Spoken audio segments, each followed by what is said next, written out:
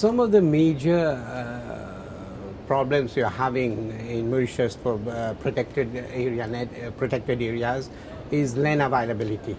Mauritius is a small island, and our land is very scarce. And when land is scarce, you can imagine Mauritius is also a tourism island, and most of the coastal areas are highly prized for tourism development. The second important setbacks for protected area is the invasive alien species. In fact, most of the forests in Mauritius are now highly invaded by the invasive species. And the other thing is also that about 50% our forests belong to private sector. So managing these forests, private sector, and managing the invasive alien species is really another major setback for protected areas. Now, the third problem is also we have paucity of resources, both human and funding especially.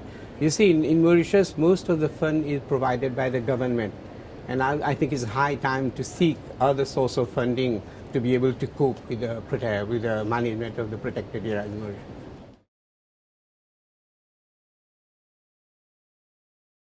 When we talk about protected areas, it is similar to any person putting money in a bank, because when he's doing his saving, he's thinking of his future, future. In the similar way, country, when it's establishing protected areas, it is thinking of the future generation, providing a better environment for the future generation.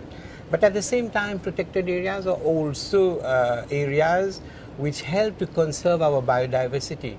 A country has its own biodiversity. Now, a protected area will always protect all its biodiversity. So it's very, very important, as today we all know that biodiversity is so important for the well-being of people in Mauritius. Now, protected areas also habitat of very important, species, be it fauna or flora. They help to maintain those species. Most important again is protected areas of ecotourism, are very useful for ecotourism. Today, people are looking for green tourism, going toward green tourism. So they are providing what you call spiritual, cultural, recreational values to people. So at the end of the day, it is the well-being of the person that is important. Protected areas has to do with the ecosystem services. We should not forget the ecosystem services are so important.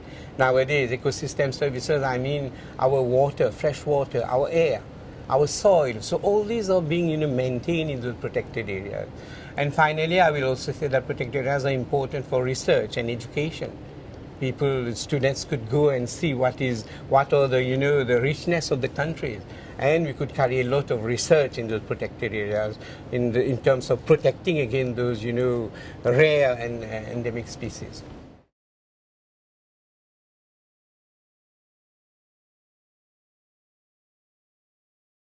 Any country which is developing economically has to have some infrastructures. It could be road building, infrastructure building, and these things require land, in fact.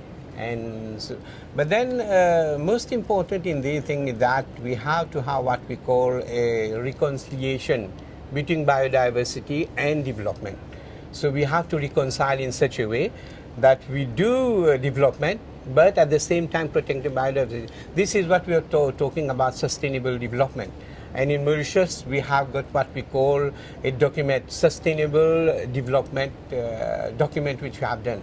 For all the aspects, be it education, be it energy, be it environment, everything is green.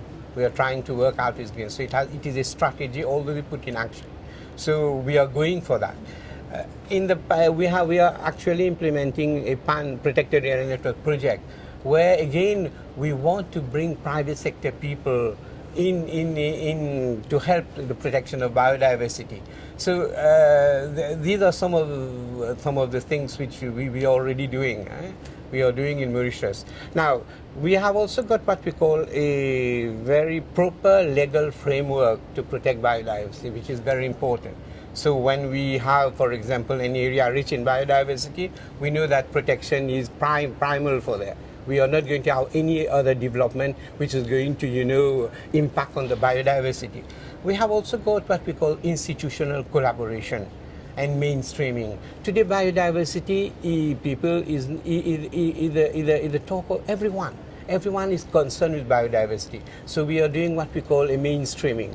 We want all institutions to be involved in the protection of biodiversity. Because it is, as we say, it is not a matter of government policy only. It is a matter of everyone now. Be it a child, be it whoever, be it an institution, it is a concern, and we have at all time to protect our biodiversity.